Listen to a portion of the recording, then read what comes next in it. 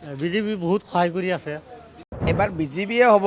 BJP বহুত ধৰণৰ কাম কৰি আছে আৰু ভাল লাগিছে বিজেপি আমাৰ হিমন্ত বিশ্ব শৰ্মা এটা বস্তু কয় যে আমি বোলে কিবা অচিনাকি মানুহ, এইটো কাৰণে আমাক বেয়া লাগে, সেইটো কাৰণে আমি অলপ দুখিত। নিৰ্বাচনৰ বতৰ ল'বলৈ এই মুহূৰ্তত মই মঙলদৈ বিধানসভা সমষ্টিত আহি উপস্থিত হৈছোঁহি আৰু মঙলদৈ বিধানসভা সমষ্টিটো এইবাৰ প্ৰথমবাৰৰ কাৰণে সংৰক্ষণ আঁতৰাই প্ৰথমবাৰৰ কাৰণে বিধানসভা নিৰ্বাচন অনুষ্ঠিত হৈছে আৰু এনে সময়ছোৱাত কংগ্ৰেছ আৰু বিজেপি দুয়োগৰাকী যি প্ৰক্ষেপ কৰা হৈছে এই দুয়োটা দলে প্ৰক্ষেপ কৰিছে মহিলা প্ৰাৰ্থী। এফালে ৰিজুমণি তালুকদাৰ আৰু আনফালে নীলিমা দেৱী। বিজেপিয়ে নীলিমা দেৱী যি ৰাজ্যিক বিজেপিৰ মহিলা মৰ্চাৰ সভানেত্ৰী নীলিমা দেৱীক প্ৰক্ষেপ কৰা পৰিলক্ষিত হৈছে আৰু আনফালে ৰিজুমণি তালুকদাৰ কংগ্ৰেছে প্ৰক্ষেপ কৰা পৰিলক্ষিত হৈছে। এক কথাত ক'বলৈ গ'লে দুই মহিলাৰ মাজত এইবাৰ মঙলদৈ বিধানসভা সমষ্টিৰ যি সংৰক্ষণ আঁতৰাই প্ৰথমবাৰৰ কাৰণে নিৰ্বাচন অনুষ্ঠিত হৈছে। ইয়াত মহিলাৰ প্ৰতিনিধি কেনেধৰণে বিচাৰে, ইয়াৰ সাধাৰণ ভোটাৰৰ আশা আকাংক্ষা কি, সেই সকলোবোৰ জানিবৰ কাৰণে ইয়াত আমি উপস্থিত হৈছোঁহি আৰু সাধাৰণ যিসকল ভোটাৰ আছে তেওঁলোকৰ মনৰ ভাৱ আমি ল'বলৈ চেষ্টা কৰিম। যিহেতু আমি ইয়াৰ মঙলদৈৰ যিটো ক্লক টাৱাৰ আপোনালোকে দেখা পাইছে, ক্লক টাৱাৰৰ সন্মুখত আছোঁ আৰু সেই ক্লক টাৱাৰৰ সন্মুখতে ইয়াৰ পুৱাৰ ভাগতেই একাংশ ভোটাৰৰ সৈতে আমি কথা পাতিবলৈ চেষ্টা কৰিম।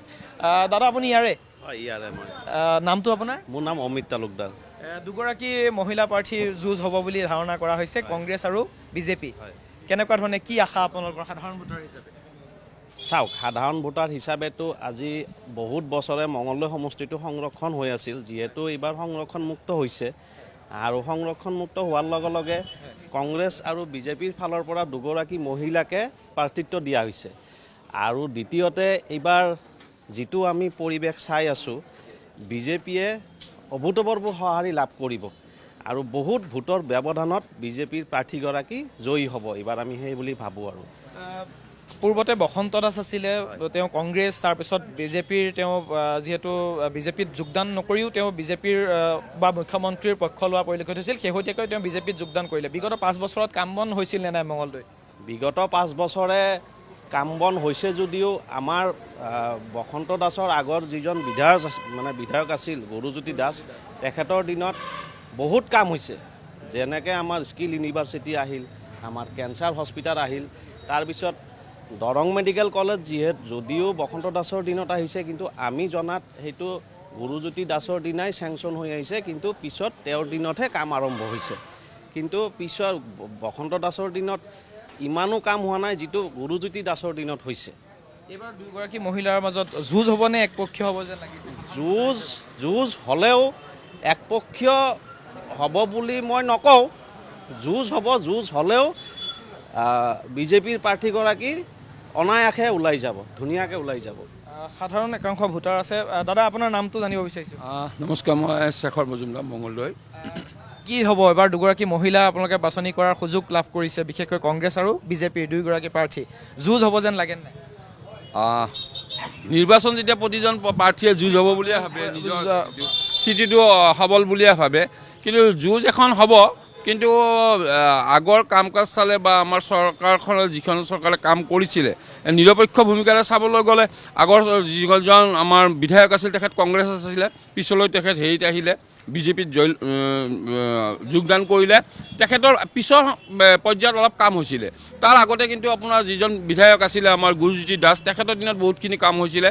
মঙলদৈ স্কিল ইউনিভাৰ্চিটি হৈছিলে, যেনেকৈ এইবাৰো আমাৰ হৈছে, কিছু মেডিকেল কলেজ হৈছে, তাৰপিছত আপোনাৰ ৰাস্তা ঘাটৰ পদূলি হৈছে। কিন্তু যিমানখিনি হ'ব লাগে, আমাৰ মঙলদৈ কিছুমান সমস্যা আছে, যেনেকৈ আমি ৰেলপথটো আমি খুব বিচাৰি আছিলোঁ, ৰেলপথৰ আমাৰ এটা লাগে, মঙলদৈ চহৰত বিকল্প পথৰ এটা ব্যৱস্থা লাগে, যিটো মৰা নদী আছে, মৰা নদী দি আমি সেইটো কানেকশ্যন কৰিব পাৰোঁ।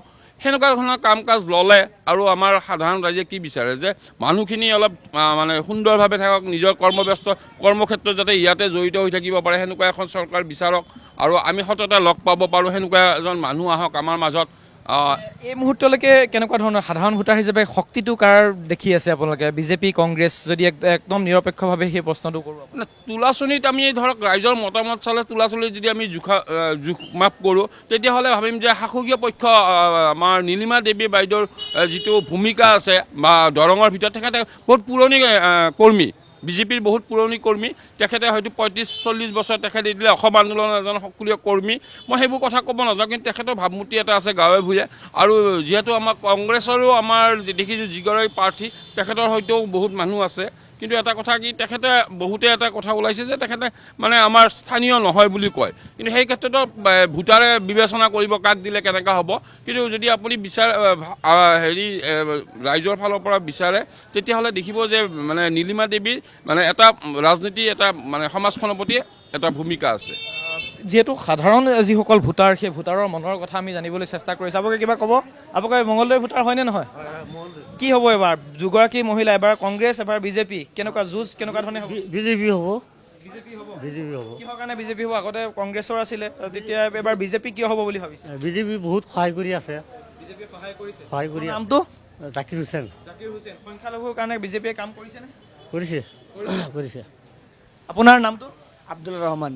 কি হ'ব এবাৰ? কেনেকুৱা? এবাৰ বিজেপিয়ে হ'ব। তেনেহ'লে আমাৰ বসন্ত দাস ডাঙৰীয়া, তেওঁ আমাৰ মঙলদৈৰ এনেধৰণৰ কোনো ধৰণৰ কাম কৰা নাই। বিজেপি বহুত ধৰণৰ কাম কৰি আছে আৰু ভাল লাগিছে। বিজেপি আমাৰ হিমন্ত বিশ্ব শৰ্মা এটা বস্তু কয় যে আমি বোলে কিবা অচিনাকি মানুহ, এইটো কাৰণে আমাক বেয়া লাগে। সেইটো কাৰণে আমি অলপ দুখিত। আৰু অন্যান্য যি কাম কাজ ভালে কৰি আছে, বা ৰাস্তা ঘাট কিবা কিবি কাম বহুত কৰি আছে, আমাৰ ভাল লাগিছে। আমাৰ বিজেপি চৰকাৰ আহিলে আমাৰ ভাল লাগিব। আৰু আমি বিজেপি চৰকাৰ বিচাৰোঁ। যেনেবা আমাৰ খালি এটাই বস্তু, আমাক এটা অচিনাকি মানুহ বুলি কয়, এইটো কাৰণে আমাৰ বেয়া লাগে। হিমন্ত বিশ্ব শৰ্মা তেওঁক এটা আমাৰ এইটো বহুত দুখ লাগে। আমি অচিনাকি মানুহ নহয়, এইটো আমি মানুহ নহয় আপোনালোক। আপোনাৰ নামটো? মোহাম্মদ শফিকুল ইছলাম। কি ক'ব বিচাৰিব? এবাৰ কংগ্ৰেছ বিজেপি কাৰ শক্তি বেছি? আমিতো বিচাৰোঁ বিজেপিয়ে হওক। বিজেপিয়ে বহুত ভাল কাম কৰিছে। এইপিনে আমাক বাইপাছ দিছে, এইপিনে মেডিকেল কলেজ দিছে। বিজেপিয়ে ধৰক বহুত উন্নতি কৰিছে। আৰু মঙলদৈ সমষ্টি যিটো আছে বহুত উন্নতি কৰিছে।